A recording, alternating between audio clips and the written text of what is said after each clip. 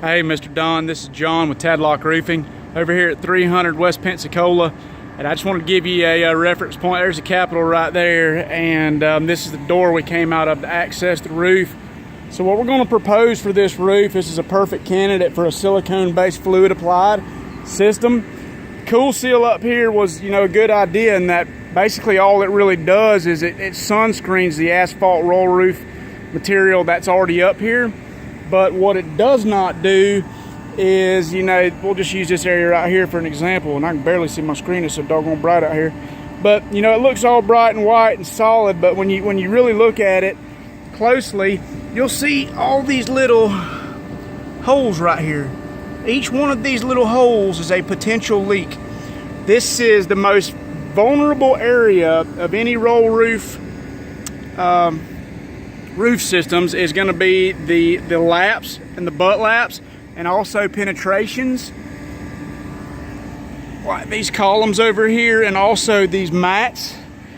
And what this Cool Seal doesn't do is it does not seal all of that in, and essentially you're just sunscreening it, because until these voids are taken care of, there's water that's going to get underneath, and on a flat decking like this, it can run for 20, 30, I've seen it run almost 70 feet before it leaks on the interior and shows itself as being a problem. So until this thing is sealed out completely solid, all these seams, all these walk pads, all these columns,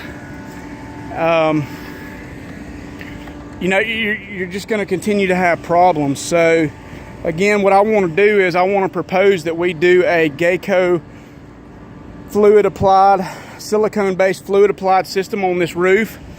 Perfect candidate. I personally have done thousands of squares here in Tallahassee on roofs just like this. Florida State, city, state buildings. I've actually done some up there on top of the observatory and also on either end of this building here, and we've just had great success with it.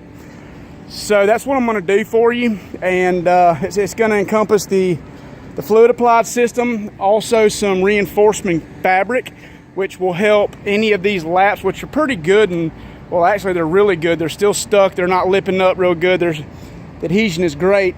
So we won't have to use a whole lot of fabric, but we will include some just in case we come into some weaker areas that may need some more structural detail.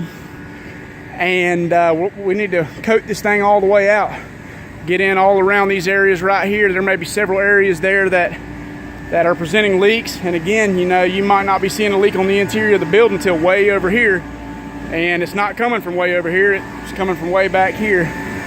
So we want to coat this whole thing out. We want to coat all out in there. There's another good example. These support beams right here, they are, hopefully you can see back there, it's a tar-based, asphalt-based product that was used to seal these out originally, and sun has broken them down. Emulsification caused cracks, voids, and water's getting down in these and traveling on the decking to the inside. Great example right here. All of this right here, water's running right down this pipe, and ultimately in here on the decking right here, huge cracks.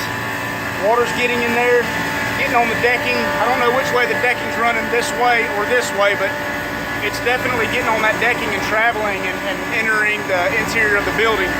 So, excuse me.